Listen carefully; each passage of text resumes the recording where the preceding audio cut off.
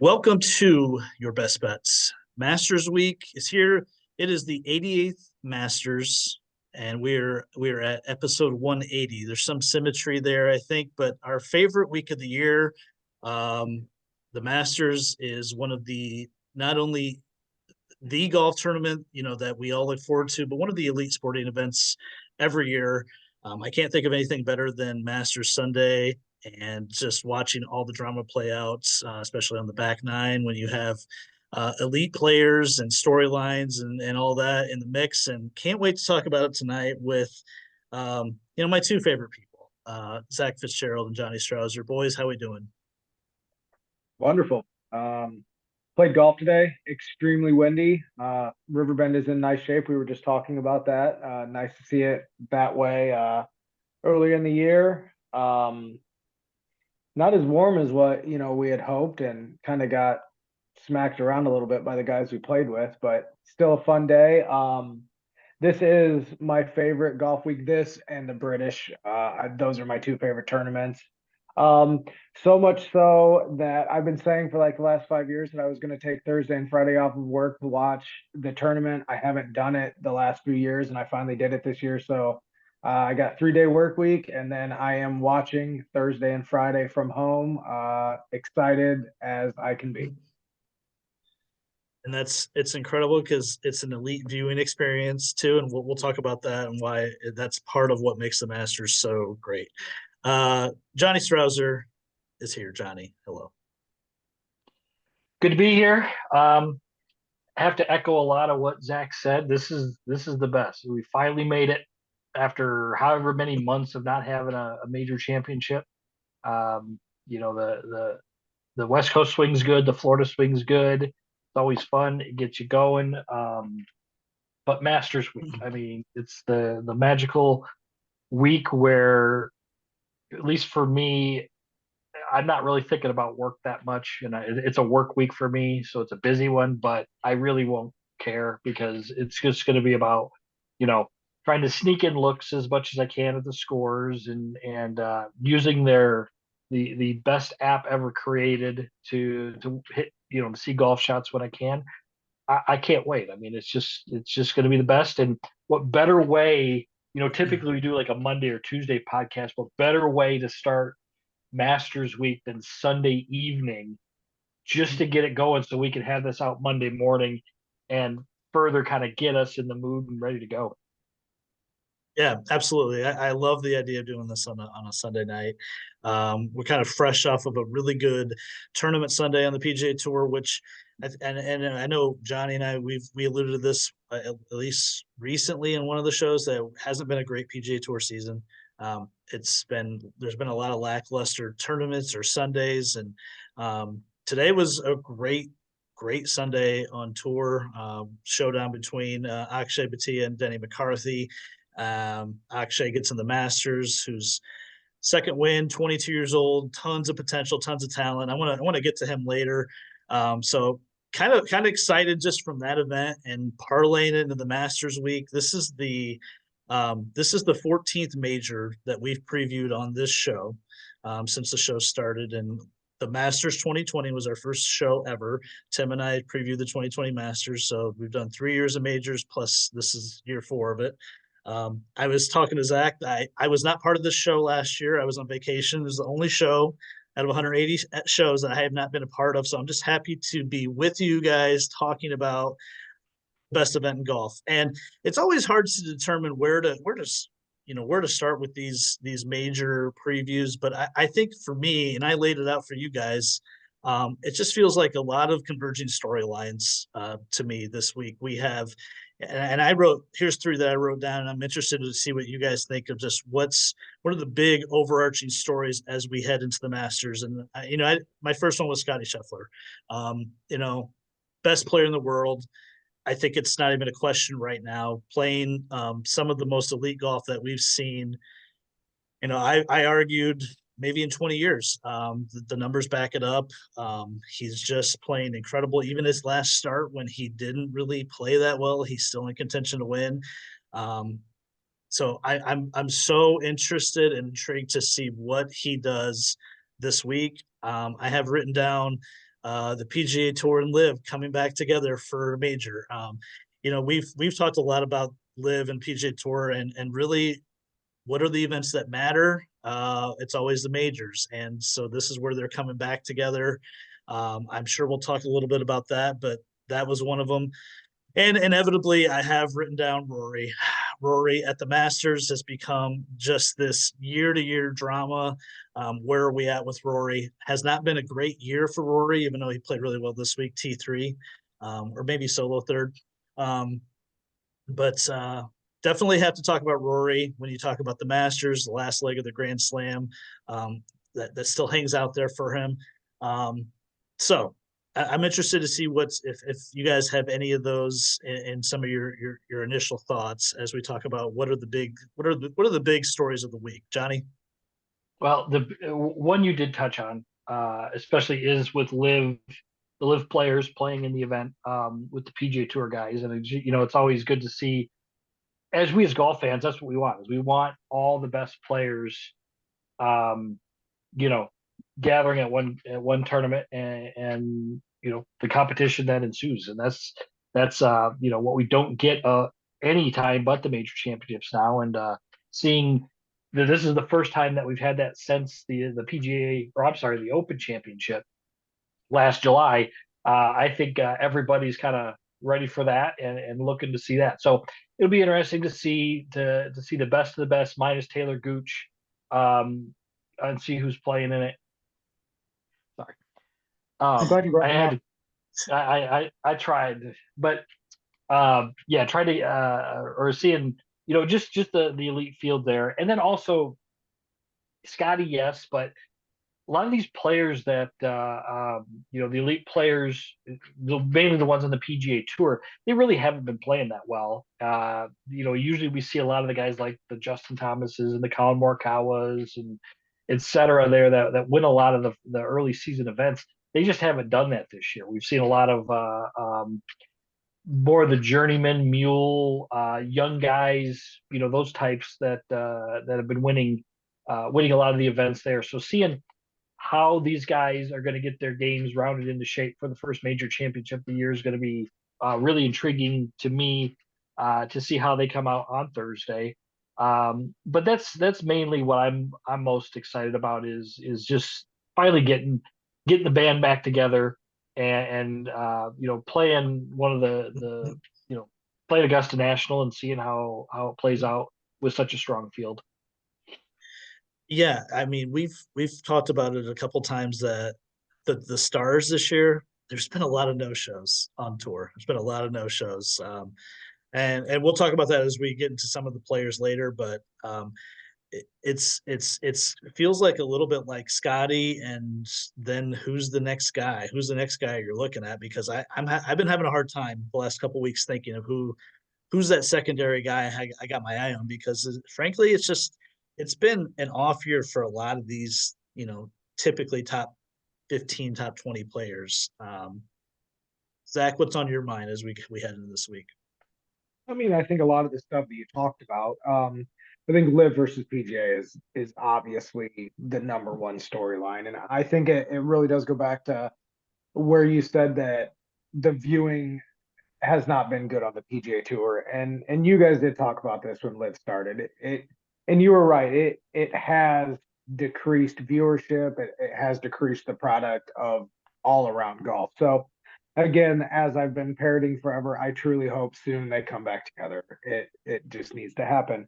Um, I think when it comes to Scotty, um, we've discussed Scotty on here. We all make jokes that I'm not a Scotty fan, not a Scotty lover. I think Scotty Scheffler's fantastic, and I'm extremely happy to see him get a putter that seems to be working for him. I do like to see history, and he's playing at a historic level. He's not my favorite golfer. I have other favorites, but it's not as if I dislike him or don't want to see him win. Um, so I do think it's interesting. I think there are multiple people that can win this tournament, though. I think that Augusta brings so many people in. I was looking at people like Brian Harmon, who just putts well, hits the ball straight, and if he has a good week, he has an opportunity. Um, Another storyline that I'm kind of interested in is Tiger. I want to see what Tiger does here. I want to see if Tiger can make it through 4 rounds, if Tiger makes the cut. I want to see what Tiger looks like, because this is a tournament that if Tiger's healthy, he legitimately has a chance in every time that he tees it up. And then to talk about something that Johnny said or joked about, Taylor Gooch should be in this tournament. I'll just say that. We all know that his play dictates the fact that he should be in this tournament. I understand why he's not, and I understand that he made the decision and that it's on him. But if we're being correct, he's a good enough player to be in this tournament. Probably should have been invited. Aside from that, just kind of looking for a good week. It never seems like Augusta ever lets us down, so I don't really have any concerns about that. I want to dive into a couple of these that we talked about just a little bit. Mhm. Live in the PGA Tour. We don't know any more again than we knew last June. Unfortunately, a lot of players on both sides have iterated, or I'm sorry, stated the last couple weeks that there needs to be um, a convergence back together. Don't know what it looks like. We've seen Bryson, Phil, Rahm, Rory, Scheffler, all these. I mean, really, the stars on both sides have said that. Um, we don't know what that looks like, so I don't even know if we can really speculate at this point. Might be a buy sell question later for you guys. Some of the details of that, but for the Live players, 13 players from Live are competing this week. Obviously a couple of them are past champions, including last year's winner John Rahm. What's realistic expectations for some of these Live guys? Johnny, I'll start with you. I mean, Rahm, Brooks, Bryson, DJ probably have thoughts of winning. I would think, right? I mean, expectations to win. As a group, how do you think they're perform?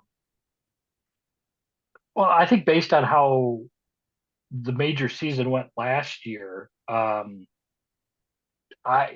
I think any of them have as good a chance as if they played on the PGA Tour as if they played Live, because the way the Live schedule is set up is where they can get a lot of events leading up to the major championships, and they're generally very travel friendly. And I expect, and I'm not going to disqualify a guy that I think has a chance to win because he plays on lives, just because, like I said, how the schedule's all set up like that. I think Brooks Koepka, I think he won that PGA Championship last year with the help of Greg Norman and how they set up that schedule. I mean, Brooks is not a guy who plays very often, never played very often before when he was on the PGA Tour prior to the major championships. What kind of forced him to have to get ready for it and to peak his game for these live events. He ended up, I think, winning the one in like Orlando, Florida, or something like that, the week before the PGA Championship, and then goes on and wins, up in Oak Hill there. So, I think these guys have just as good a chance. Now, if you look, you go down the board, you look at like a DJ who I really think he's just kind of mailed it in mentally. He just wants to be the kind of the cool dad, play golf from time to time, make a little bit of money, which, it just seems that's just kind of his vibe. But you look at some of the other golfers like Bryson, who's always struggled with this golf course. He's. I don't think it's going to change anything whether he's on Live or the PGA Tour. The guys who have the chance are going to have a chance to win, and they're going to contend.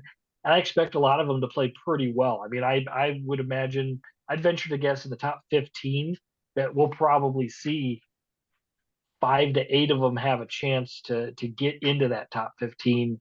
Come Sunday afternoon. Zach, of the group that of those 13 players, Rom, Brooks, Bryson, DJ, anyone not of that group that you have an expectation to have a big week? I mean, I know Sergio was in a playoff today at the Live event. I don't know if he won or lost, but he was playing He well. lost. He did lose. Thanks for that. I didn't close that one out on the CW, but um, what's your thoughts for that group, Zach? Well, for me, I mean, I think that we always, when we bring up Tiger at Augusta, it's always because of knowledge. And it, not poking fun at PGA, but if you look at probably the last 12 Masters tournaments, I would say Liv has more champions in that period than what the PGA Tour does. So if we're to just simply talking about Masters or Augusta course knowledge, we obviously have people on Liv that have a lot of that. Patrick Reed got fifth last year. Patrick Reed always seems to play good at this tournament. Patrick Reed's not a guy that we pick to win or particularly talk about a whole lot anymore because he's on Liv, but he he plays well at Augusta. Mhm. Joaquin Neiman is playing extremely well right now. There's a lot of guys that if they have good weeks could compete. Now, if we're talking about simply guys that could win, I think that we've heard that at Augusta, depending on how people are playing, you can virtually before the tournament starts, look at the field and pick 20 guys, and it's probably going to be between those guys. Um, so I would say that the guys that could actually win, I would say Brooks. Um, I would say obviously Rom. I think Cam Smith, if he putts well, has an opportunity. Um, I don't know that I see Neiman winning. I think that Augusta would be a hard place to break through. But he could have a good. So, like, if I was actually going to put money, I would say Brooks and Rom are the two obvious choices up there that I think could compete and win actually. But aside from that, I just think that they have a lot. They have a lot of knowledge. I'm not saying more than the PGA. I don't think it's a competition. Truthfully, I don't want it to be a competition anymore. But uh, that's why I think that they have an opportunity to compete always at Augusta. I mean, they got a guy like Bubba who's won it twice, and if you look at Bubba's odds, they should not be as good as what they are. But it's simply just the fact that he's won it twice and has a lot of knowledge. Yeah. That's fair points. I hadn't thought of it from the standpoint of just how many winners are on Live in the last 10, 15 years, and it's substantial. And I texted you guys. I texted you guys this week the group photo that they had, the 13 of them. I spent 20 minutes looking for, I believe it was the 2021 Tour Championship photo, or it was like the illustration of the 30 players. Remember Sanjay with the wave. I Yeah, was looking the for that drawing. to compare it to that, and I couldn't find it. But I told you guys then. I said I only think two guys from Live have a realistic chance of winning. I'm expanding it to 2.5 after some second thought. I have Rom as obviously a clear contender. I had Brooks, but he did just shoot 77 at Doral over the weekend.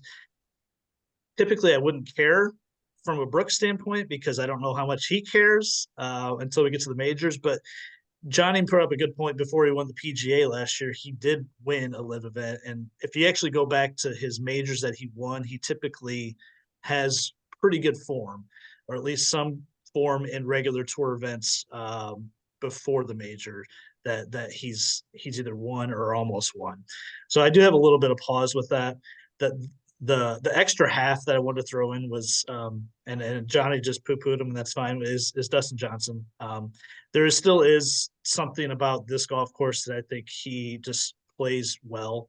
And DJ did win a live event recently. I do think there is one more Sunday run at some point, maybe a couple of them in DJ at a major.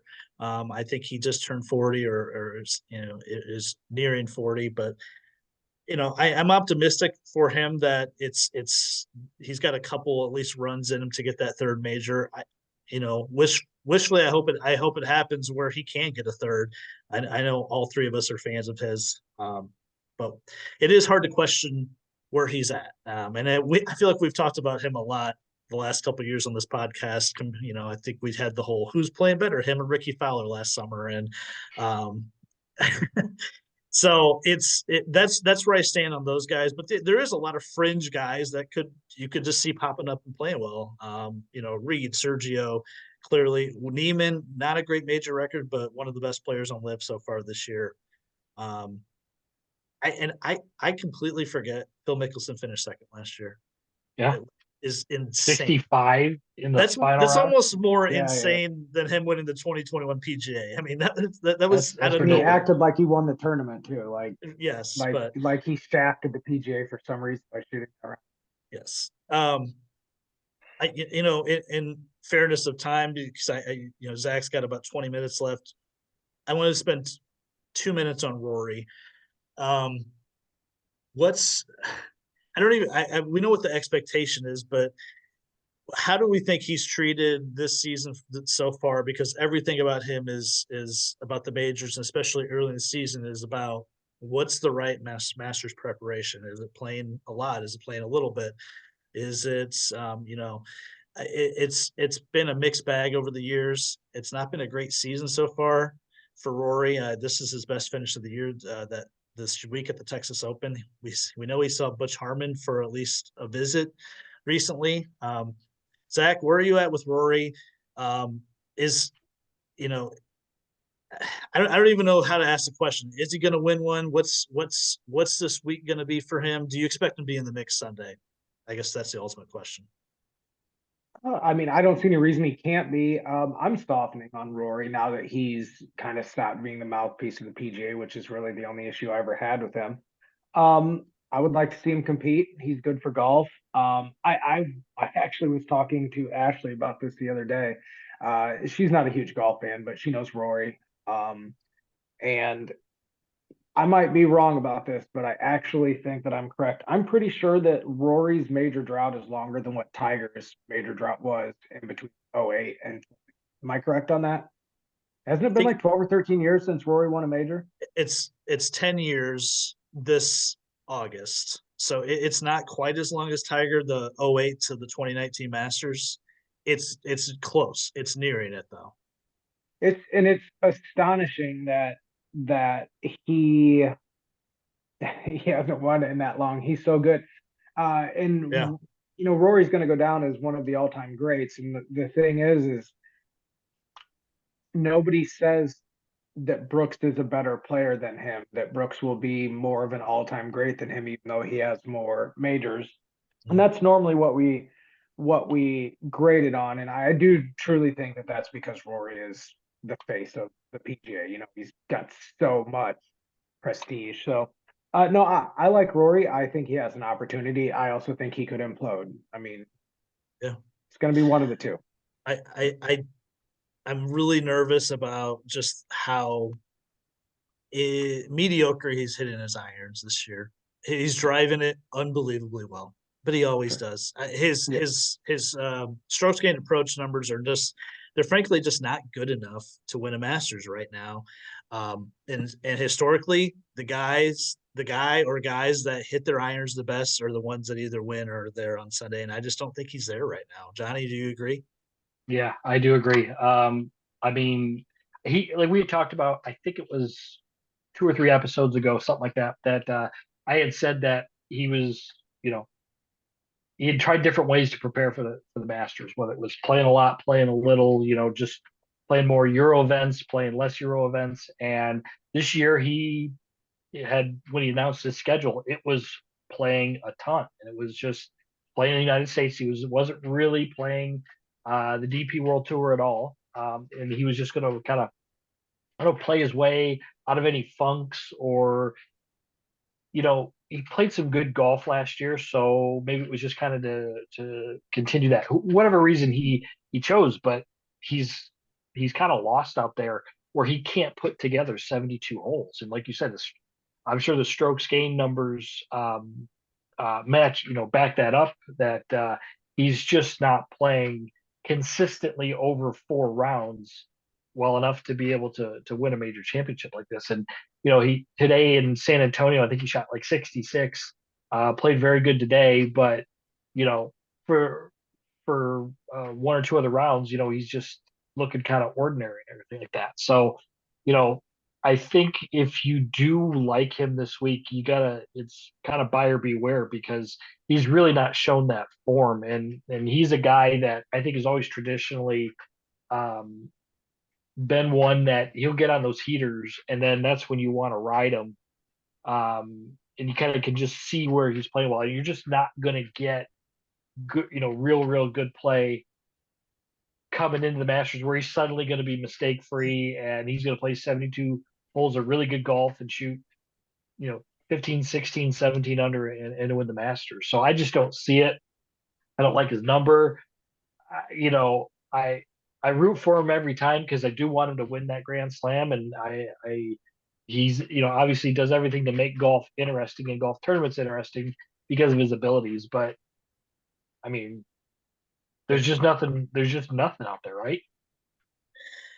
I'm with both you guys. I just don't envision it happening right now. I just don't think it's his time. I don't know if this is his 15th or 16th. It might be his 16th, is what I saw.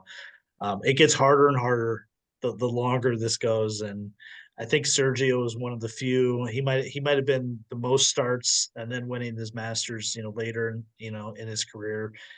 Um, I to me, it's all about how Rory starts. If he starts solid, we usually see him shit the bed on Thursday, where a lot of guys will be shooting 4 or 5 under, and he'll throw out 75 or something, and he's behind the 8 ball, and then he'll backdoor top 10. So we'll know. I think we'll know Thursday what kind of Rory we're going to have this week. He was third in approach this week in San Antonio. That's good. Not an elite field, but still, hopeful that he can carry that over to the next week. Tiger, really quick. Um, I have zero expectations. I'm just happy to see him playing golf, and I'm going to enjoy watching him play at the best golf course in the world. That's where I'm at with Tiger. Zach, where are you at? Same place. I Yep. mean, I think that we're past the point of saying that if Tiger's healthy, he can compete. And I think we're just hoping that he's healthy and that he competes. But I'm not gonna say that I have any confidence in it. I just want to watch him play golf. Johnny. Yeah, sadly, I mean, I don't think he wants to be a sympathy case, and I don't ever want him to be, you know, a sympathy case type situation where we're just rooting for him to make the cut. But I mean, let's start with 18 healthy holes, then 18 more, and maybe that's good enough to make the cut. But at this point, I mean, that's about all we can say about it. So, he's not going to be. I can't imagine him being much of a storyline as far as any sort of contention or anything like that. But you know, hopefully we just get to see him play more golf and see where that goes. But the constant setbacks, whether he's sick or injured or whatever, is it's just tough because it seems like whenever there's some positivity going on with his golf game, uh, you know, something happens to where he's takes steps backwards. So I think we're at that point where it's just like anything that he can add to it is great, but you know he's just it's as far as him being any sort of storyline for contention. I think we're way past that. I think it was at Hero this last December where he said his goal was to play one event per month, and it was it kind of coincided with, well, it was going to be Genesis and then the Players and the Masters and so forth. I don't know if that's even possible. The rest of the season, but making the cut would be an amazing accomplishment. Um, yeah, I remember last Masters we all felt kind of sad watching him. It was in the rain and he was struggling moving, and I just hope he's able to move without pain. And he's around the cut line on Friday. For his sake and our sake, it would be a thrill just to watch him.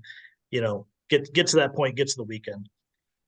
Who's the top player that needs this the most? This is my favorite question every major because I feel like it's always a moving target.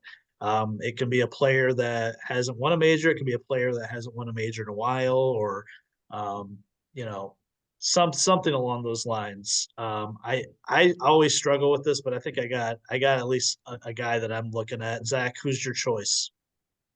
I mean, aside from the obvious, which is Rory, Yes, yes, uh, non for Rory. sure. For me, I think Justin Thomas needs to have a good week. I'm not saying he needs to win, but Justin Thomas needs to figure out something to start competing in majors again. And Yeah, if he doesn't, I have a feeling that's your guy too, Phil. I don't know. no, it's No, not because I don't expect but him to play well.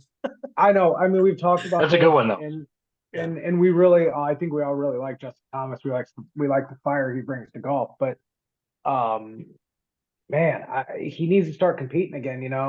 And if he does, he'll be a golden child of golf again. It's really that simple for him. That's all he has to do is compete in one major, and he'll be right back to where he was. But he's either lost confidence or something's going on because he's not quite doing what he needs to be doing. So that would be my one guy. That's the one guy I wrote down.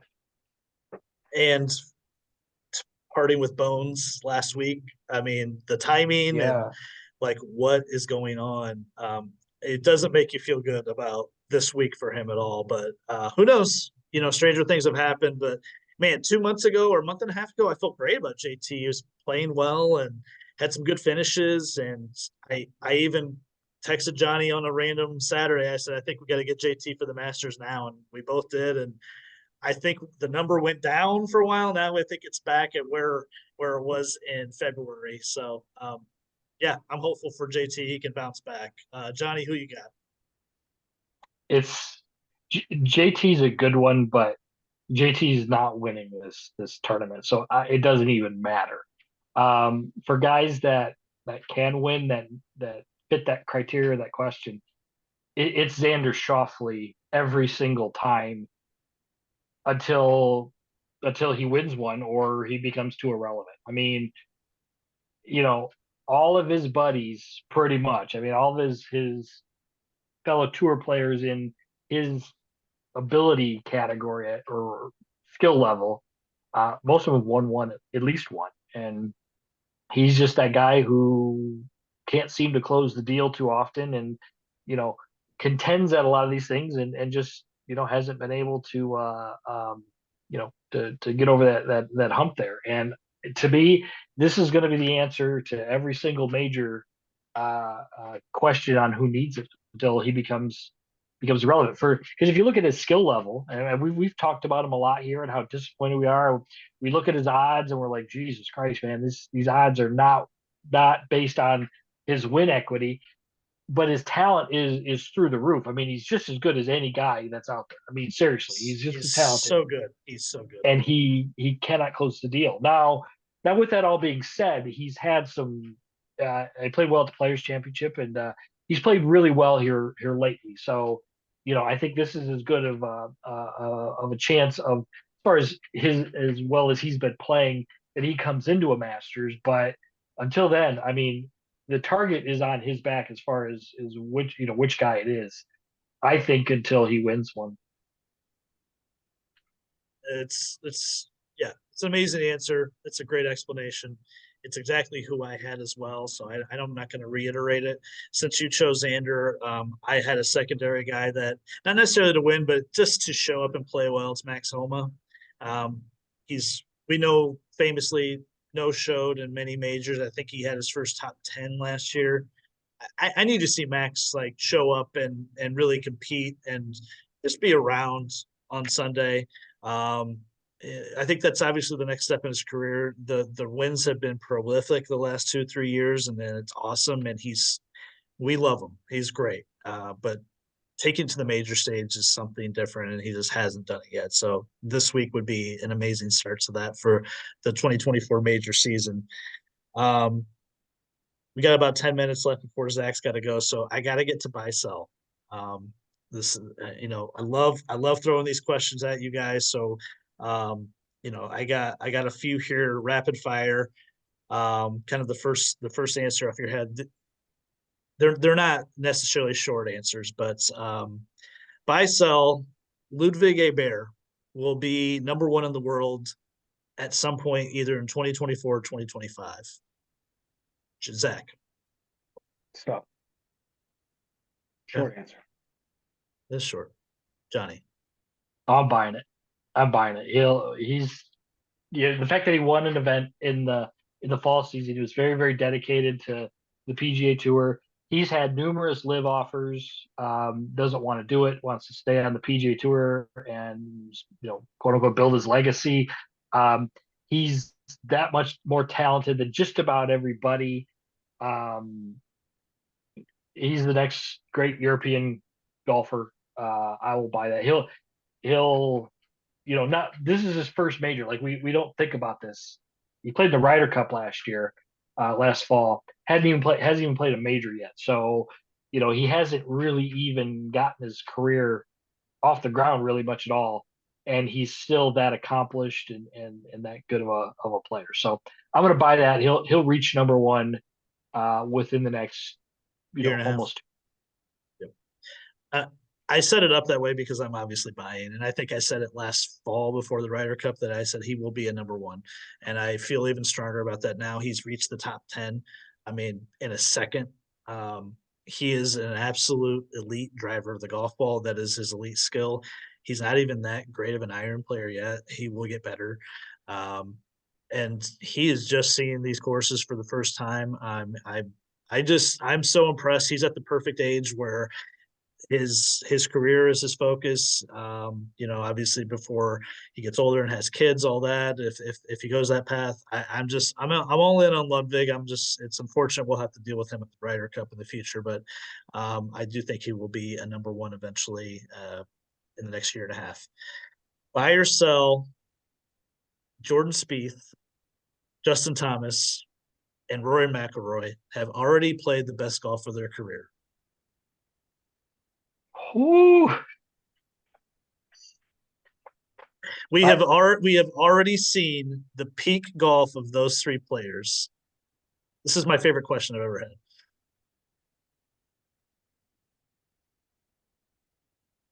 Oh man, Johnny can go first. I'm gonna sell that because I think there's another run in Justin Thomas. I think it's in there. Rory, yeah, I mean he played some unreal golf, everything like that. Jordan, Jordan is a mess. Jordan's a mess for 72 holes. Justin Thomas, though, that's like giving up on him.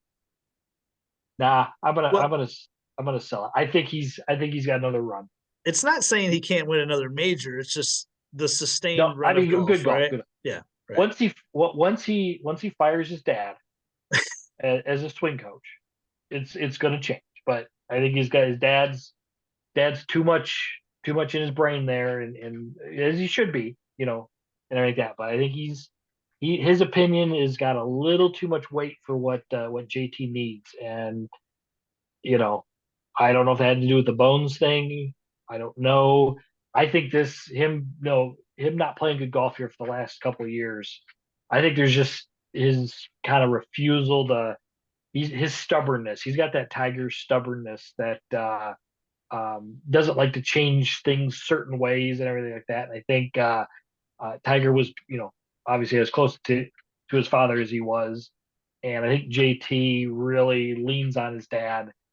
That was good at up to a certain point, but I think at some point you got to look at stuff, and that might be Spieth's issue too. I think, but Spieth's further.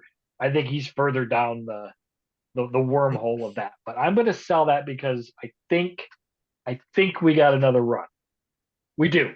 I said no. I don't think we got another run with JT. Okay. We're going to see some good golf within the next. By the time Aberg's number one, we'll see some good golf from JT. Okay. Zach, where do you land? I have to buy it. To me, I mean, I think Spieth is not going to win 6 majors, so I don't think we're going to see that. I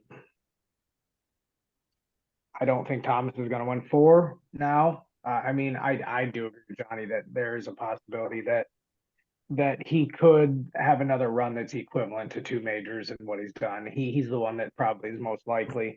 I think playing wise, Rory could have won a bunch of majors in the last 10 years. So, I mean, yeah. I think if Rory could actually go on a run, but no, I think I have to buy that. No, I think I have to buy it. Yeah, I think I land on buy as well. You could arguably say Rory's played more consistent golf his last 5 years than when he won all the majors in 2012 and 2014, right? I think, but that's the comparison is majors wins versus none. And JT, we had a season where he won 5 times, and he followed it up the next season with 3 wins. Are we ever going to see that again from JT? I don't think so. We are at the point where he is struggling to make cuts, and I mean, uh, he's shooting 80s at majors. So I'm sad to say it. And Spieth he is just a fucking train wreck, and he is all over the place, and he's hitting the ball on roofs of clubhouses this week. I mean, it is entertaining as hell, but it is just all over the place, and I just don't know what's gonna. I'm not saying he won't win another major, but we've already seen the best golf of Jordan Spieth. I'm that's the one that I'm convinced of the three. Um, I just thought it was an interesting thought that three of the elite players of the last 15 years, and we may have already seen the best. I really wanted to throw in Morikawa, but I feel like it's way too early on him as well. But I considered throwing him in that question. Keep moving I along. would sell on Morikawa. I would sell a Morikawa as well. Um, this is a bit of a setup question. Buy or sell. The Masters app is one of the greatest apps ever created. Zach, it's basically just a setup to talk about the To app. buy. I mean, uh, I don't. How can the Masters app get it to where you can watch every single shot at any point? Like I could download the app and still potentially watch shots, every shot from last year. How can they have that in other golf? I mean, in the world of golf, I think it's by far the best app ever created, at least that I know of. I'm sure Yeah. that there's other more useful apps that somewhere in the world that I don't have any knowledge of or have any use of, but for apps that I have major use of, yeah, I would say that for an aspect of a guy that's sitting at work and wants to watch golf, it is the greatest app ever created by Johnny, far. elite, yes. Yeah, the only reason I'd like sell it is because you said it's one of. I mean, I have not found a better app. I mean, Yeah. it's just unbelievable how. And we'll just talk about just quickly here that versus like the PGA Tour app. And the PGA Tour app was upgraded like a year and a half ago, and is significantly better. It's better than it was, but like how the Masters app can be so incredible. Like we were saying, like you could click on a golfer or a hole and you could see their shot within a couple seconds after they hit it.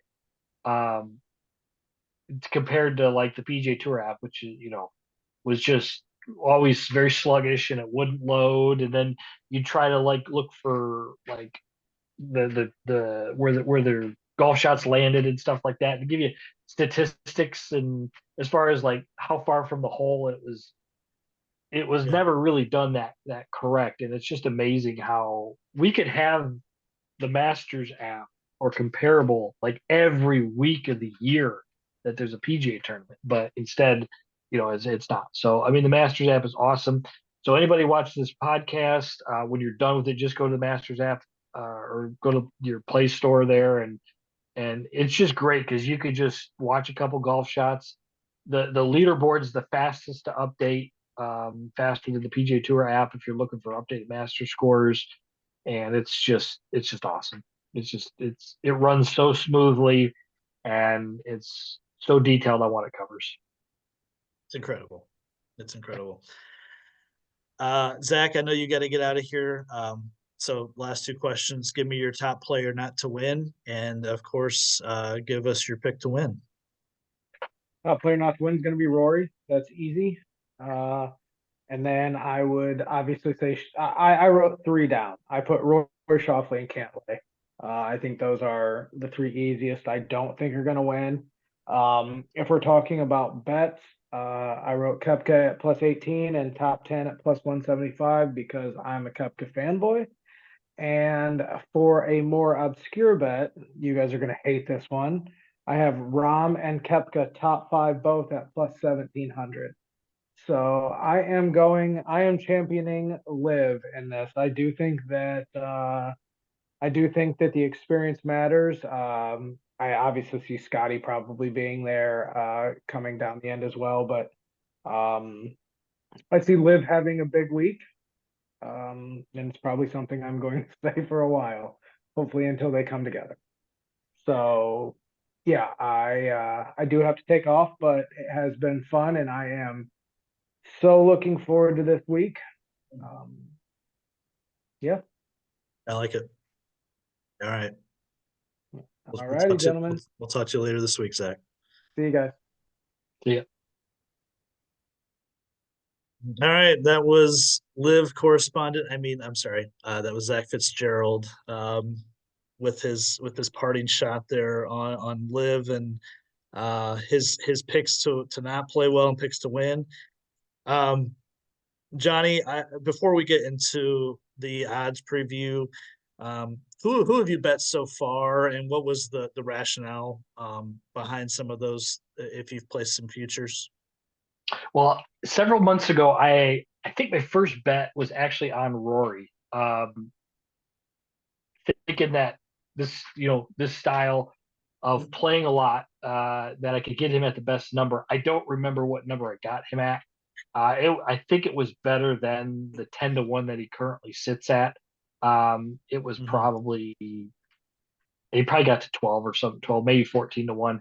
And my thought was, if he wins once, wins twice, he's gonna be under 10-1. Kind of like what we've seen, what happened to Scotty Scheffler here with his odds. I think if you looked at the same time, Scheffler was probably like plus 950, plus 800, something like that. Now he's half that at this point. So Mhm. um, he was a guy that was my rationale for betting him. It's fine. If he wins a career Grand Slam, that's awesome, and I profit from it, and that's wonderful. But don't really expect it.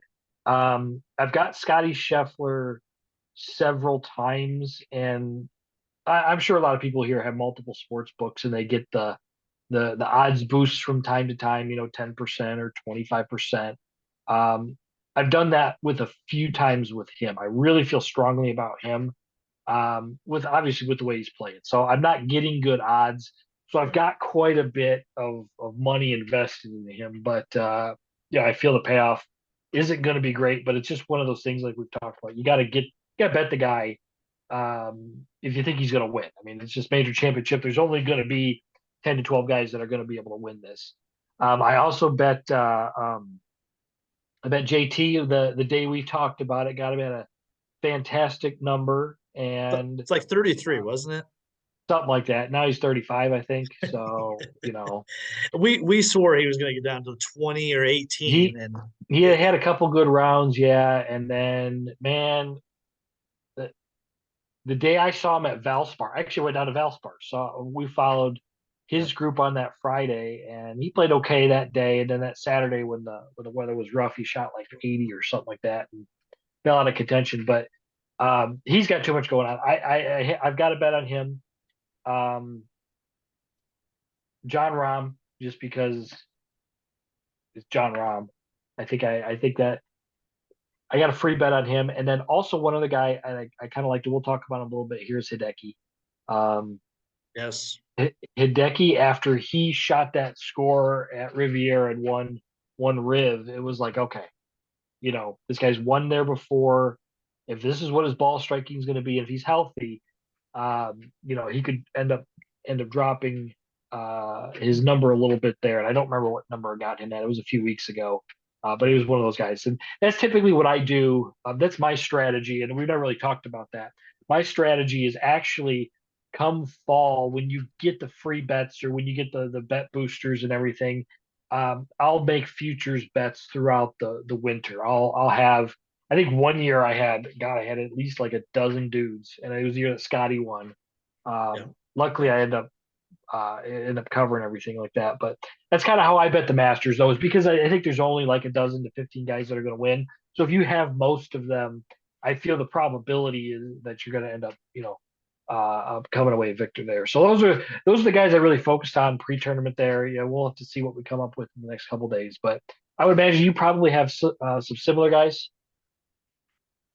Yeah. And this is one of the things that I've sort of adopted your strategy since, we've been doing this a few years, is just throwing them out there a little bit here and there as in the fall, even in the winter, when you get a $10, you get a $20, whatever it is, you see a number you like.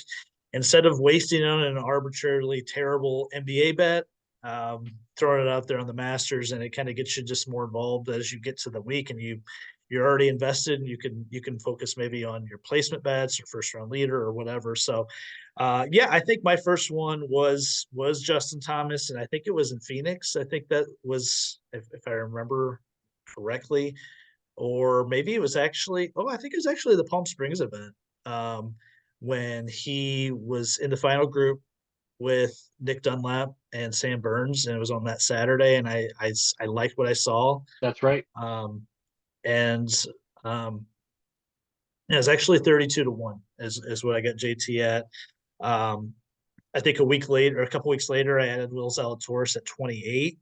Um, and again, I don't know how I feel about him. We'll get to him as well. I have my biggest payout would be Sam Burns. I added him um, in early March when he was really playing well. At 45. It would be one of the biggest wins I've ever had. I don't know if Burns is capable of winning this tournament, but obviously I felt decent enough to actually put a future on him. And then actually just today, I had $100 free bet that was expiring, and I had to throw it on something and someone, and um, didn't really know what else to do. So Scotty Scheffler at 4-1. I don't know. I hate the number. But again, I was telling someone, what if Scotty's in fourth place after Thursday? What's his number? Probably plus 250. So it sounds ridiculous, 4-1 for a golfer to win a tournament. But on the other hand, he's been playing incredible golf, and 4-1 actually might be a bargain if Friday he's in the top five or whatever it is.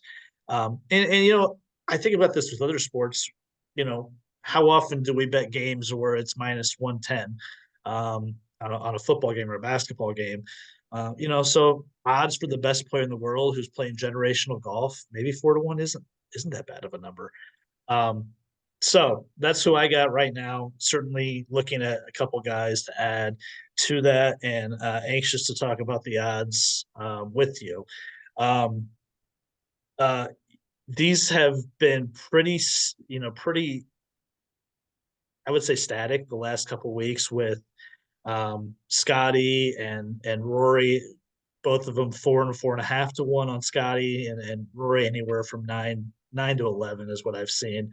But Scotty at 4-1, Rory at 10-1, Rahm at 12, Brooks and Xander at 18, Spieth at 22, Hideki at 22, Neiman at 25. I had to do a bit of a double take when I was looking at the odds today just to make sure I saw that right. Ludwig at 28 and Wyndham at 28 are the group that's under 30. I'm glad you brought up Hideki. To me, outside of Scotty and Xander on the PGA Tour this year, he's played maybe the third best golf this season. Arguably could be higher. Or I'm sorry, he could be higher up the board. His number could be better. Is he going to be someone that you're going to be targeting? Yeah, I did have a small free bet on him already. Right. Additionally, I guess, yeah. Additionally, yeah, because there's still a pretty good number there, and really, how I'm kind of looking at this top bit here is I'm kind of just eliminating guys. I'm trying to figure out what that 12 to 15 guys are going to win. So Scotty, yeah, I think he can win. I think he will win, most likely, possibly. Rory, no. Xander, no. Jordan, probably not. Neiman, eh. Then you got the two in Aberg and Clark. I mean, debutantes rarely win. It's been 40 or 50 years since we've had a first timer win there. So Hideki, the only thing with him is he tends to kind of sneak up on you as far as um, when you don't expect him to play well, or if he hasn't totally been trending. But what worries me with him is that he has been and played pretty well here in San Antonio. I think he had a top 10 finish here this weekend. So he's playing some good golf and he appears to be healthy and everything like that. So I'm going to add more to him because I have a small stake in him, but um, he's won the golf tournament, just a few years ago.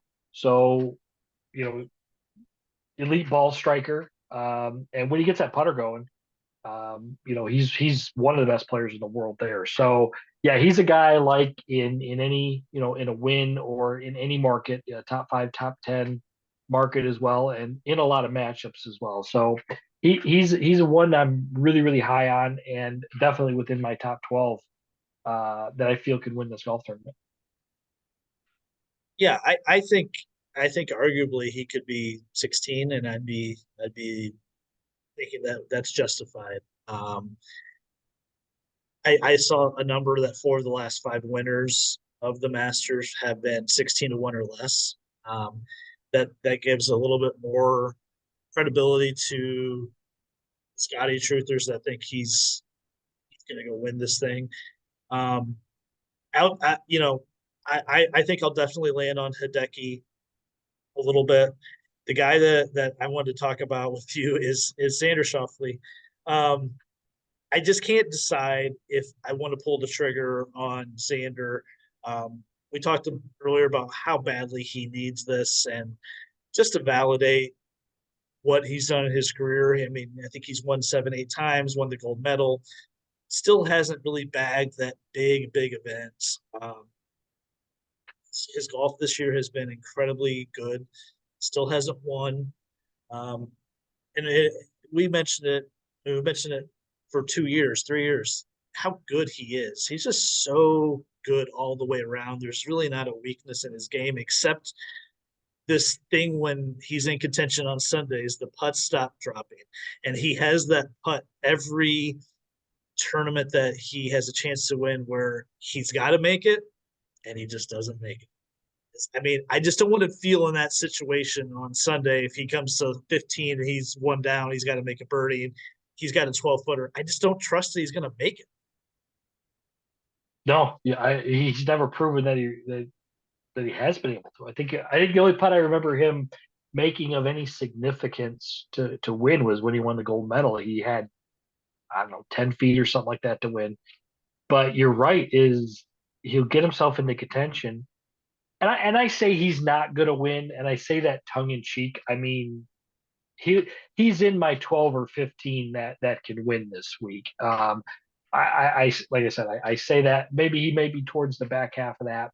It's just hard to justify an 18-1 payoff. Like we always argue with him, um, Yeah. or always get ticked off at with the books. They price them to almost where it's not great to throw a bet on him like that. Now, I think he's plus 330 top 5 and plus 150 top 10. I don't want to say that's like automatic money because it never is, but I mean that's one that I will be betting him a unit bet, probably top 10 um, on that because I feel he's going to contend, and I think and I think I said this last year, so maybe I'm just repeating myself. I think he realizes that his time where he's got to win that major championship is there, but or is now. But I think the way he approached the Players Championship, um, he looked a little different. Usually on those final rounds, he looks a little bit lost, like kind of the deer in headlights. Not really sure if he's got that like that really aggressive. Well, that I get the Tiger mindset, but look at a guy like Wyndham Clark. That dude is crazy on a Sunday. Like that guy's got that look about him. And I think Xander's been the opposite. But I think he really showed something at the Players that looked a little bit different than a typical Xander final round there. So with that being said, I've kind of bashed on him here, saying it's a big event. No, he's not going to win. Yeah, I really do think that he does have a chance at winning. Whether I'll get there to bet him at 18-1, I don't know yet. I'm still too early in the week to know if that's an option there. But if you look at it though, like him, Patrick Cantlay, Colin Morikawa, and Patrick Reed, of those 4 guys, I mean, who are you picking if you're given like those choices right there, You said Xander, Morikawa, Reed, and who? Cantlay. Oh, Jesus Christ. Right now, I, I I'm just throwing like four like meh no, options. no. Right now, it's 100% Xander. Those other guys, I have no consideration. Morikawa feels like he's a bit in the wilderness right now, so he's not even hitting my radar. And we talk about our famous line or thought is basement numbers, and Morikawa's at 40, and I don't even care. I just can't even go there with him. No, He's he's out in the pasture right now. Cantlay had some really nice golf at moments earlier this season, but I feel like I've been burned too many times by him in majors and Pat Reed. Who the fuck knows? yeah, I don't know what's going on with him on live. I don't know. So yeah, I reiterate where you're at with Xander. I may get there, I may not. I just know in 8 events in the calendar year, he's finished in the top 10 in 6 of them. Data Golf has him as the second best player in the world right now. Um, so it's I believe it. I mean, the eye test. I mean, he passes the eye test as being the elite golfer besides Scotty Scheffler. I mean, he just looks the part, and the guy looks like he can't shoot anything lower than a 68. It just goes out there and just bombs, and he's got 190 ball speed now, and he hits his irons great. Guy just locks it in with the putter, and it doesn't look like he can miss a putt on any green, and then shoots 71 in the final round of a tournament and can't do it. So, yeah, as far as if you want a guy that's playing good golf, yeah, like you said, it's just yeah. he's playing like the number 2 player in the world. I mean, you look at like the players when Scotty just went nuts the final day, and he didn't necessarily lose that. He didn't do anything awful to lose it, but I just feel like there was a couple opportunities where he could have still won it, and he didn't take it, and it's a very familiar story with Xander. I may have disrespected Wyndham Clark. He may truly be the second best player in the world right now. At 28-1, he's certainly got the length here, where we know historically at Augusta it favors bombers. We certainly know he can putt the shit out of the ball. Um, why not Wyndham? Why not win him? It's just because it's his first time playing Augusta. That's just Yeah, that is it. And he's never seen the golf course before. I think there was an interview a couple weeks ago after playing well. I think right after the Players that he said that he didn't want to accept an invite to play with a member right. until he was actually in the event there. So I don't know if he's done much reconnaissance there, but That's ballsy there's too. a reason why debutantes do not play well there. Is just because you got to know the secrets of the greens and the angles, and it's not the most it's never been an easy golf course just to debut and play well there. So, but what does Wyndham do? He just wins on really good golf courses. He does bomb it. He hits a big fade that he can keep in the fairway for the most part. Um, he Yeah. puts it, but putting it great. And yeah, I think if I think he merits serious consideration for a win bet. Um, if nothing else, you bet him in a top 10 market or something like that. But the number's pretty good too. So it's like the only thing I'm looking at is whether it's worth what's his real chances of winning. I don't know if he's in my top 12 as far as that, just because he hasn't played there. But the guy just has played elite golf since he's won at Quail Hollow last year, Mm. and it's just been steamrolling these classic hard golf courses. And he's got that, like you said, he's got that killer instinct, like we were talking about, whether Xander's got it or not, to win and be confident at these places. So I don't hate that bet at all. I just don't know. Again, I don't know if I could get there as a first timer at the tournament. Yeah. 6 top threes since last May. 3 of those wins, all elite fields, including a major. yeah, I don't know how I feel about him to win even at 28, but I think I love him as first round leader. I really love him at first round leader at 30-1. Like I might have a sizable wager on him for the first round. There's just something about him as he's been getting off to some very quick starts in these bigger events, and it wouldn't surprise me to see him go shoot like a first round 60. Um, Anyone else there in that top group that we need to talk about? I think we've said enough about Spieth to warrant that we're not going to be on him, either one of us. What about Rom? We haven't talked about him really. Yeah, like I said, I bet Rom. He's been playing well in the live league, so the game is there. Um, it's hard. So hard to defend Yeah, any event, but it's really hard to defend a Masters. right.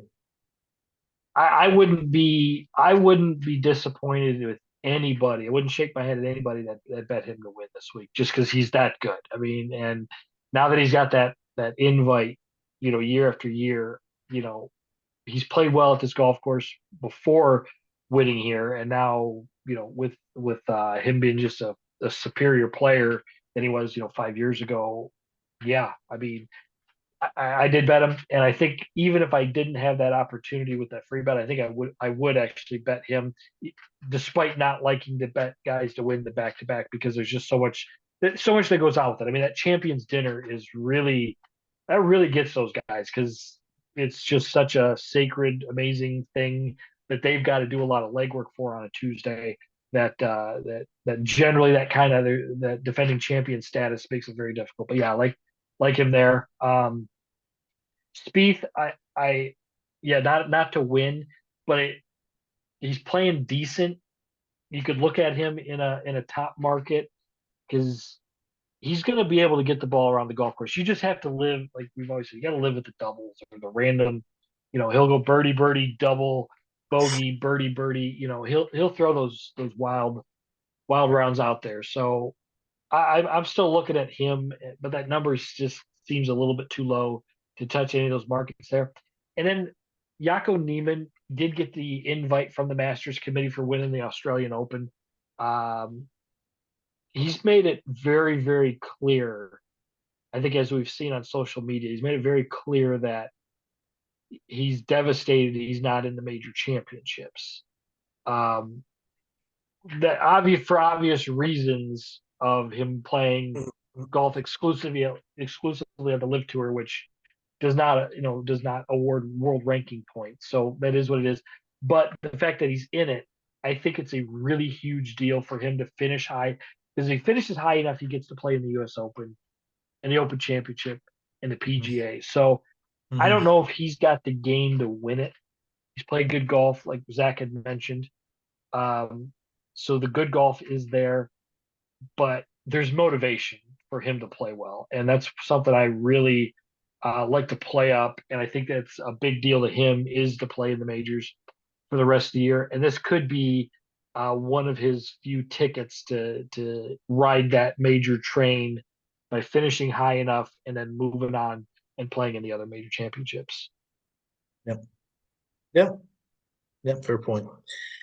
30-1 and above 250. Cantley at 30, DJ and Bryson at 35, Victor Hovland at 35, Will Zalatoris at 35, Justin Thomas at 35. Sorry, my screen glitched a little bit. Morikawa, as we mentioned earlier, at 40, Tony Finau at 40, Fitzpatrick at 40, Home at 45, Tommy Fleetwood at 50, Shane Lowry, Sam Burns, Sahith Theegala at 50. Hovland was just playing unreal career golf in the fall, and now he's 35-1 to win the Masters. I mean, I assume you're not touching him because he really just hasn't shown anything so far in this, at least in the calendar year, maybe even going back to the fall. I Yeah, I guess I got to stay away from that. But man, that is such a tempting number. Yeah.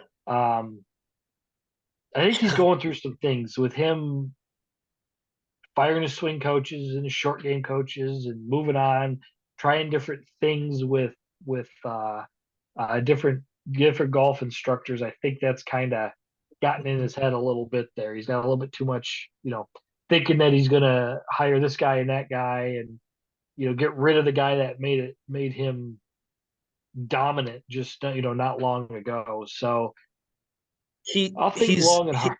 he's barely played. I'm looking at his data golf page. He's played 5 events in 24. Yeah. Yeah. So That's incredible. Yeah, Vic's a guy. A lot of guys like to play their bad streaks, and they just if they're not playing well, they just play it out. They work on their golf game on the range, but they play in tournament golf, and they struggle, but at least they're working out there. Vic has always been, as I heard about this, is when he's not playing well, he doesn't want to play. He just wants to practice. He'll go back to Stillwater, and he'll just hit balls and beat balls all the time, and not not play a lot of golf there. So that's why we haven't seen the results, because he just has no interest in playing when he's not playing that well there. So it's real hard to judge him based on that. But Yeah. I don't know. I got to think about that, but I don't know. Yeah, I'm not touching that. His around the green game the last 4 events has kind of it's resurfaced. Those issues have resurfaced. It's looking like statistically. So 35 for me, it's a great number, but dude's played 5 times in 3 months. Conversely, you compare it to someone like Rory, who's played a ton of events. I don't like it. I don't like it at all. Um, we kind of went down the JT road pretty solidly. On the other side there, we mentioned we both had a future on Zalatoris at 35. Really had a couple nice events, had chances to win big events out of Riviera at the API. Didn't get it done, but still looked good. Hasn't played well the last couple of events. I don't know if that concerns you or not, but overall, the change to the putter has seemingly been a net positive. His irons seem to be back. And I overall I like what I see going into the Masters. I don't expect him to win, but top 10 at plus 280 certainly is appealing. If you want to rebet that market, I think that's a good number. I I would definitely be on that. I think as well as he played there a couple years ago, finishing second place to Hideki. I think he likes the golf course, and I've said he's kind of a big game hunter as far as how tournaments go. There is the cause to pause a little bit on how he's been playing, but I have a feeling he'll come out, he'll play good golf, and you know whether he'll be close to a factor on Sunday, if not in contention there. So I would nibble a little bit on that 35 to 1, and then like you said, plus 280 on a top 10, and you could probably get it at plus 125 on a top 20. Likes the golf course, and a lot of these times when these guys like the golf course, or like Augusta, they play well, year after year after year. Who else in that group of 30 to 50? Huge names, massive names, some past winners, some past major winners. So it's an incredible group that you're going to get an incredible number. Who's Yeah, got the upside though? I say Heath Thagala, 50 to 1. That's a great number. Yep. Bet him in the top 10 or top 20 or 30 or whatever market you want to bet him in. But I'd sprinkle a little bit. He's got the game to win a major championship, and it feels like Augusta would be that one that he'd win. It just feels like this is the type of golf course that'd be really, really set up for his type of game there. So I love that. The other guys, I think the play it just kind of has dictated what their odds are and everything. You look at Max Homa's not been playing good golf. Tends to struggle in the major championships. Tommy Fleetwood, guy we both like. I mean, he can't, not winning on American soil, it appears. The Sam Burns one is intriguing, but you also at that 50 to 1 there. But of those, I'm going to focus on Sahith at 50 to 1, and also probably a top 20, or I'm sorry, top 10. I Okay, I love him this week. I really do, and I've always said if you like courses where you like Jordan Spieth, you should bet Sahith as well. Phoenix, I mean, if you look at his history there, this season he's played incredible. Kind of low key awesome. I mean, going back to the Century when he finished runner up, had the top five at Phoenix, top tens back to back at the API and the Players. So he's been, I mean, his finishes have been really, really solid. I just like his creativity for this golf course. I think he likes to shape shots. He is a reliable, trustworthy putter. He makes birdies in bunches. Um, yeah, I'm really excited about him this week at 50. I'm glad you mentioned him, that you like him. It makes me feel even better because I kind of love him this week. Um, the other guy in this group that I don't know how you're going to feel about me saying his name out loud. um, I have a feeling I know what you'll say, but Tony Finau at 40, he's been hitting the. I'm going to use Jordan Spieth's line. He's been hitting the living piss out of the ball the last few events, and I know Augusta's a different animal, and making birdies there is different than making birdies at the Houston Open and the Mexico Open. I get that, but if he could just have a putting week where he is, you know, slightly above average, his tee to green game has been pretty elite since Farmers, and I'm debating Tony at 40 because it's a great number. He's got a good history at this course. I think that matters as well. Um, the thing with Finau is just putting, and he kind of got the monkey off his back of just winning, and he's won a bunch now the last couple of years. So now we're getting to the point where okay, you got to show us something in the major. You got to win a major. So I like Tony this week. Didn't want to go to the win bet, that's fine. Plus 360 for top 10. I like that. So Tony and Sahith are my two guys in this range. I don't dislike that at all. Like because of the course history, he's played there. He's played great there. But that putting at Houston was so bad, It's tough to watch, right? so bad.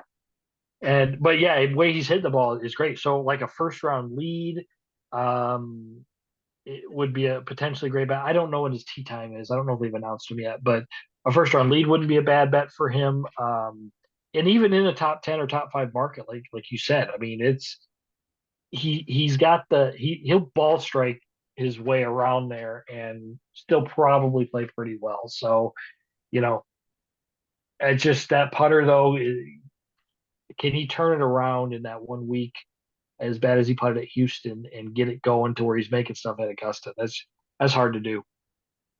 Yeah, no doubt. Anyone else in this range you want to touch on, or are we moving on? That's one. It sounded like maybe you had one more. No? No. Okay. 55. I'm gonna hit on a couple of these guys, not all of them. 55, Cam Young, Brian Harmon. There's Pat Reed at 55, Jason Day at 55. Connor's down there at 65, Sergio at 75, Akshay getting into the field, coming in at 75. It's actually a decent amount of respect. Tom Kim at 100. He's been in the wilderness this year. There's Tiger at 100. Don't know how that's possible. Denny, who had that tough loss today, he's at 110. Mickelson at 130. Bubba at 150. Sepp Straka at 150. Just kind of throwing some names that as I go down the board here. There's always a player or two that's either 50, 60 and above that makes a run in at least the top 10. Give me a name or two that you like. It's going to be you're going to hear the name quite a bit this week. A lot of if and anybody who searches picks on Twitter and everything, but Russ Henley at 60 to 1. Finished top five last year. Finished top five, I think, top five this last week here in San Antonio. Playing great golf. I mean, he's just finishing top tens like three consecutive or something like that. And hits the ball really, really great. The putting is iffy, like with a lot of guys and everything, but any market you want. I mean, I'm going to throw a small win bet on him, but I'm going to look at him in the top 10 or top 20 market as well because I think his number is going to drop a little bit. He's at 60 right now, so it'll be interesting to see what he's at Monday when this podcast comes out there. Another guy I like is Corey Connors, 65 to 1. I think, I don't know if he could win it. I think that putting is just Yeah. scares me too much, but he plays this golf course so well. I was huge on him last year, when Zach and I hosted the show, and he was not good, but he had been good prior to that. So um, his name's been popping up on the leaderboards a little bit more recently. So the ball striking, I think, is coming back, and it's just a little bit of a ride with the putting there. But I do like him in any market, and even I'll throw a little bit probably on a win bet there, just because. Um, and then I'm hesitant to say my last guy here. Hesitant to say as far as a win, but Harris English is very intriguing. I don't know if he's good enough to win a major championship, Hmm. but he's played really solid golf in 2024, and he seems to always be up and around the leaderboard here in this Florida swing here. He's had some good finishes. I'm going to be on Harris English somewhere. I didn't really want to bet him to win, and 150 to 1 I think is pretty accurate. Or maybe he could be more in the 80 to 1 type chances there. But to make the cut and everything, I think that's going to be someone that I really like, um, to bet this week, just because the good golf is there, and he's starting to putt the ball better, and you know Yeah. I think it's a pretty good long shot, pretty safe one. He's he's one of those guys at that number that you could certainly see him playing his way into a top 20, top 10 finish at a reasonable number. Um, I skipped over Cam Young. I'm a sucker. 55, is that just a yes? That's a no for you? Well, no, I actually kind of I thought we were talking about him earlier, and I didn't realize that 55 to 1. He's hitting the ball really good. He's hitting He's the ball great. Yeah. he's hitting the ball really good, and just Should have won takes a Valspar. few good putting rounds. What's that? Should have won Valspar. Good one, Valspar. Yeah, he should have. Should have. No, it's a great number. Yeah. I think we a few weeks ago, I think our last podcast, I actually said he's kind of a stay away until further notice. He's in that category now, 55 to 1. He's almost too good to not bet a little bit. And again, if you don't think that he's going to win, find him in a different market that you like, because he's hitting the ball well enough, and he'll be fine. He'll get around that golf course just fine. It's just whether he can make just some putts and not be a minus putter as far as strokes gain goes. Love him for first round leader too in majors, and that'll be a good number. Couple guys that I have marked off. Siwoo at 65. I'm not a Siwoo guy, but I think he's been playing pretty solid golf this year to the green, and I don't hate him on this golf course. 65 to win, but 5 to 1 for a top 10. Um, I have Taylor Moore, who has had a really nice stretch of golf. He's down there at 250 to 1. Will not win the golf tournament, but 14 to 1 for a top 10 is really good. He was pretty close to winning his last event in Houston. Finished runner up, and then before that, he finished 12th at Valspar. So I like the stretch of golf that he's playing coming Oh into yeah. this. Bit of a sneaky one. Who was my other guy that was um I I don't hate Denny McCarthy at 110, at least Just rolls to a play rock well. like he did today. Seriously. Um, he's never going to be an elite driver of the golf ball, but as long as he can keep it in play and um, have an above average week with his irons. Like, God, he's an amazing putter. So yeah, Denny at 8-1 for top 10. Just a couple guys there down the board. Again, we mentioned earlier the last 4 or 5 have been 16-1 or under. So I don't see these guys winning, but there is a lot of value in these additional markets. I know you're big into the top 10, top 20 market, even top 40, going even further down the board. So it just depends on what strategy you want to play. But there's a lot of value here, and there's so many different markets this week available in all the sports books.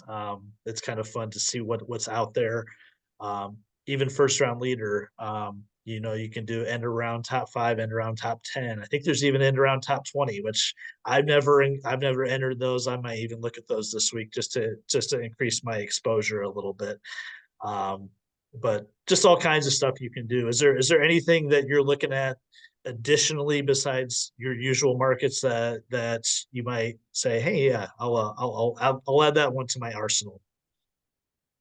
What I like doing a lot of is the first round top 5 or top 10 betting markets. The BetMGM app, which I don't use a ton of, they pay ties in full, so there's no dead heat reduction.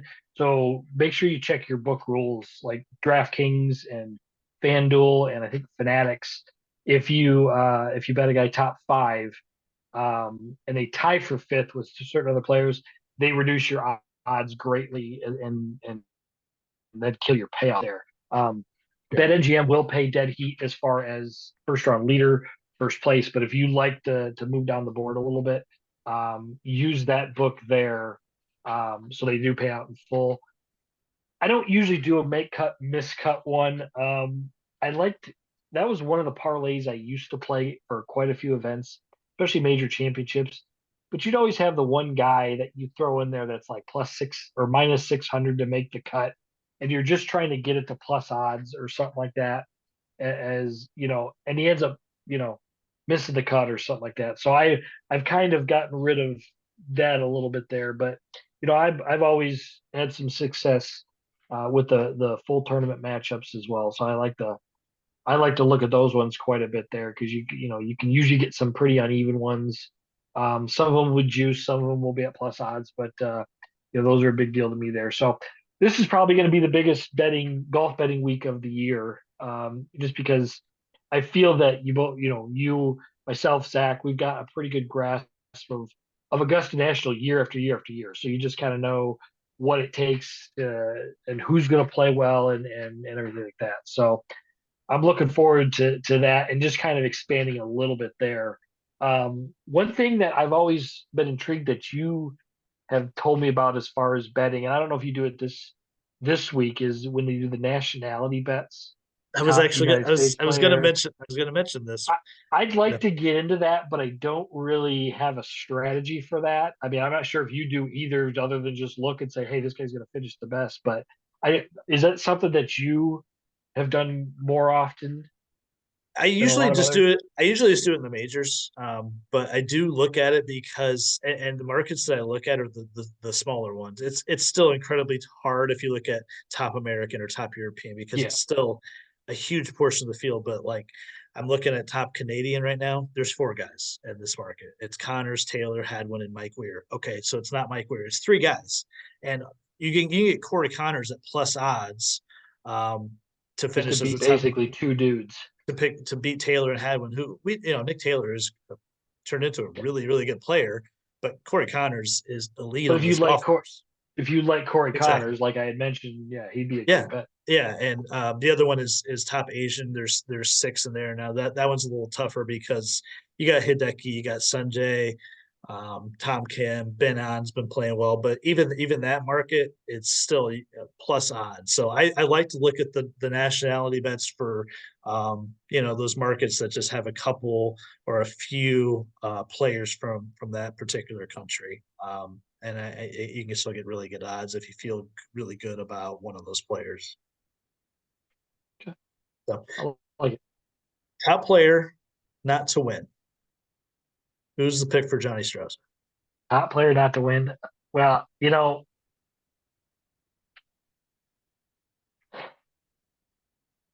I feel like saying like Colin Morikawa, but that I know he's still a top player, but that was going to be like my guy. Yeah, But feels too easy, right? it feels that's just me kind of copping out there. I know we talked about him.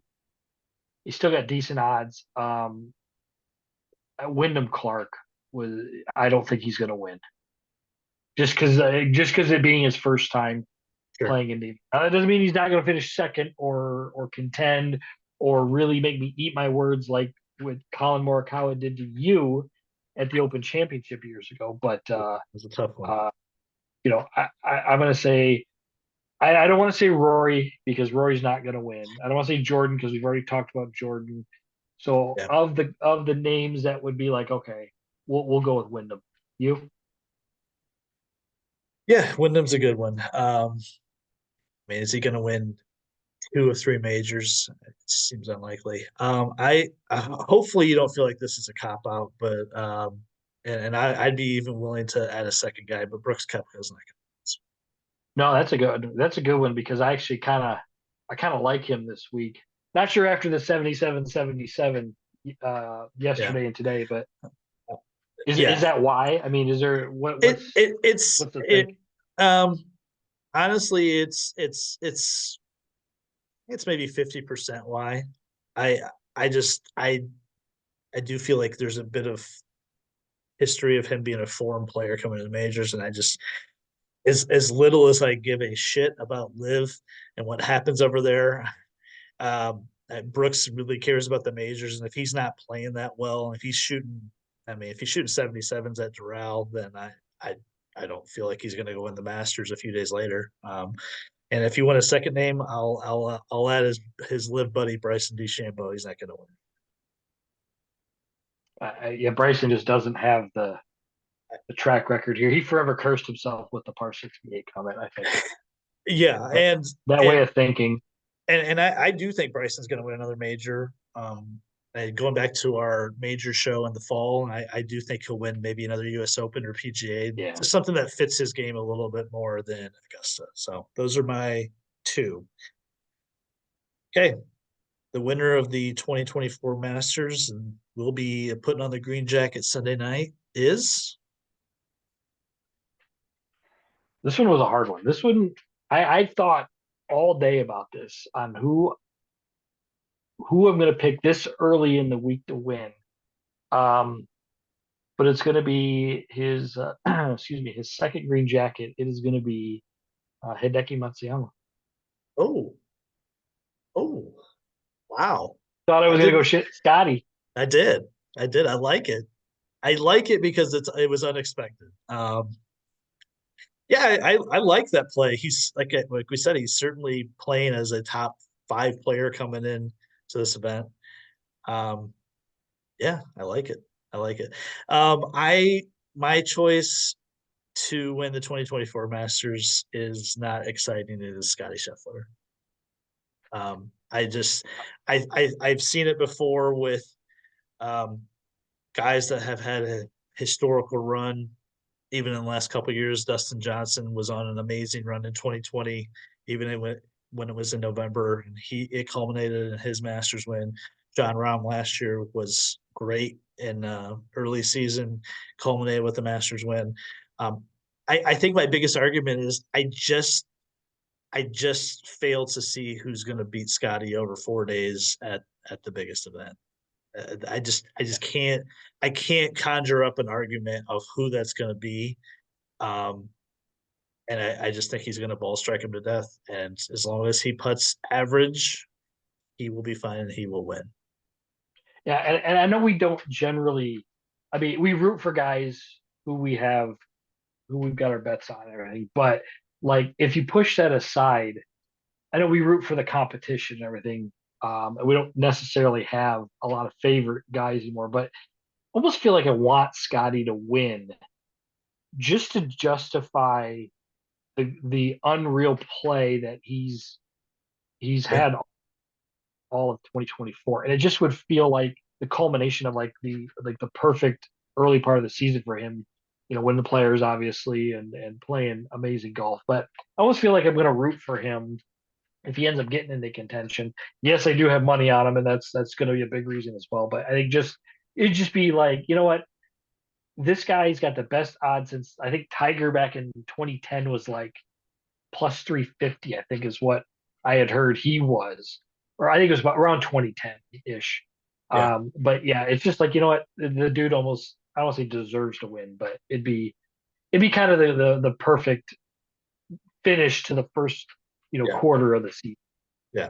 Yeah. I mean, you could almost argue the who needs it most question. You could have argued Scotty, and I would be like, Yeah. okay, I get it.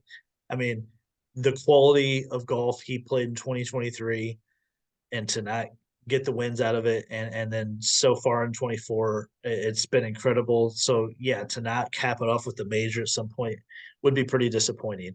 Um, yeah, I know you appreciate history. I do. I mean, people just aren't paying attention enough if they don't really believe or are paying attention that he's played historical golf for almost 2 years. And yeah, I'm just super excited to see where this goes with him, not just for this week, but the rest of the major season. I really do think he's got a really good chance of winning multiple majors this year. All right, 2024 Masters in the books. Johnny Strouser, can't wait for the week. Thanks for joining. And yeah, we'll be talking all the way through. I'm confident. Yep, everybody download that app and watch the Masters and just enjoy it. Vern Lundquist, very last Masters. He's always had the 16th hole there, and I'm actually quite sad that he's bowing out after this one. So enjoy it. He's had the classic voice there for since we've been watching golf. So can't wait. Absolutely cannot wait. Cannot wait to watch live from. Cannot wait to get as much information as we can. And we're just going to have a great week and enjoy an unbelievable golf tournament. Yes, sir. Check us out um, on our YouTube channel. Sorry, I was transitioning there. Our YouTube channel for not just this podcast, but previous podcasts. Um, Go check out the Tin Cup podcast Tim and I did from a few weeks ago, reviewing that. Still a favorite to review those movies with him. Um, and next week we'll have Brian Straley on to preview the upcoming Fort Wayne Golf Association season right before the 5-man. And so be excited to get him on. So check us out on YouTube, Apple Podcasts, Spotify. Thanks to Johnny and Zach Fitzgerald. Enjoy the Masters. Catch you next time.